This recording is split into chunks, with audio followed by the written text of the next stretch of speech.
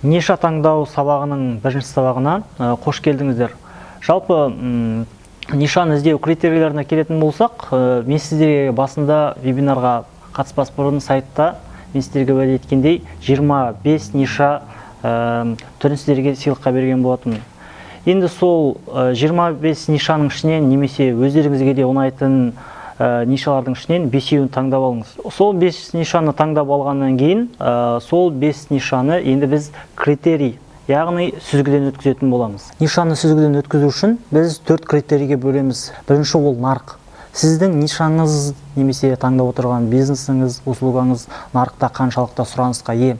Егер сіздің нишаңыз нарықта қаншалықты сұранысқа ие кең болатын болса, соншалықты сіздің өз товарыңызды сатуға мүмкіндігіңіз жоғары. Енді товарды сату әрине сізге байланысты. Сіз ол товарды қалай дұрыс упаковка жасайсыз товарға және клиенттердің проблемаларын қаншалықты түсіне аласыз, соған байланысты. Енді бастап жатқан бизнесмендердің соның ішінде мен де басында солай қателестім. Көбінде олар қателік жібереді. Нарықта жоқ, ерекше бір товарды ойлап тапқысы келеді. Ойланып қараңызшы, сіздің товарыңыз нарықта жоқ. Сіздің товарыңызды әлі адамдар білмейді. Оны білу үшін оған көп еңбек, күш жұмсайсыз. Оны ең бірінші реклама жібересіз, оған адамдарға таныстырасыз. Одан кейін уақыт көп жұмсайсыз оған. Олардың бәрі сізге қажет жоқ қой. Сол себепті нарықта бар, сұранысқа ие ниша түрін таңдаған дұрыс бірінші. Енді сол нишаның нарықта қаншалықты сұранысқа бар екенін біз қалай білеміз? Оған бізге примерно Яндекс поисковикте Яндекс.Вордстат деп мына жерге жазатын болсаңыз, мына жермен жазып қоямын. Сізге примерно Қазақстан бойынша сіздің таңдаған нишаңыз қаншалықты сұранысқа ие екенін сіз біле аласыз. Және Инстаграм арқылы конкуренттеріңіздің аккаунтын, сол товарыңыздың атын жазып, қаншалықты конкуренция бар, қаншалықты сұранысқа бар екенін білуіңізге болады.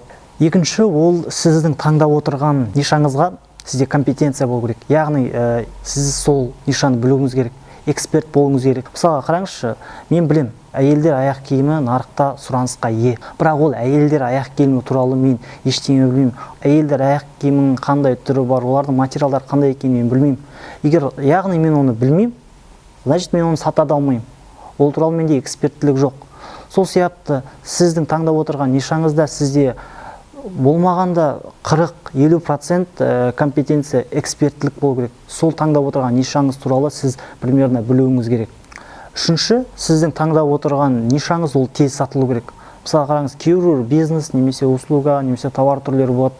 Сізге бірден ақша алып келмейді. Мысалға менің өзімнің Самғау диджитал агентством бар. Мысалға біз клиенттермен жұмыс жасағанда ең алдымен 50% ақшаны аламыз.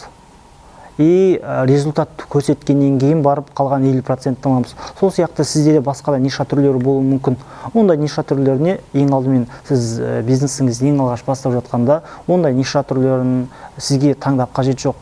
Сізге бірінші бизнес бастап жатқанда мынандай ниша түрлерін таңдау керек. Реклама жібердіңіз, сіздің клиентіңіз көрді, клиентіңіз товарды алды, ақшасын берді, сіз товарыңызды өткіздіңіз, ақшаны алдыңыз, клиент доволен.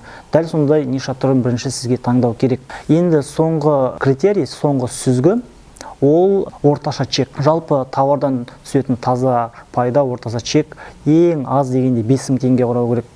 5000 теңге мен 10.000 теңге аралығында. Өйткені сіз товарды сатқанда, сіз товарға жіберетін ақша, товардың өзінің ақшасы, немесе басқа доставкаға кететін ақшаларды алып тастағанда сізге пайда мүлде түспей қалады. Соны ескеру керек. Сіздің товардан түсетін орташа чек ең аз дегенде 5000 теңге мен 10.000 теңге аралығында болу керек. Енді таңдаған 5 нишаңызды осы 4 критерий бойынша сүзгіден өткізіңіз. Осы сабақтың төменгі жағында сізге чек-лист қалдырам. Сол чек-листті үй тапсырмасын орындаңыздар. Сол чек-листтағы кестені толтырыңыздар. Өзіңіздің 5 нишаңызды жазыңыз және 5 нишаңызды осы 4 критерий бойынша сүзгіден өткізіңіз.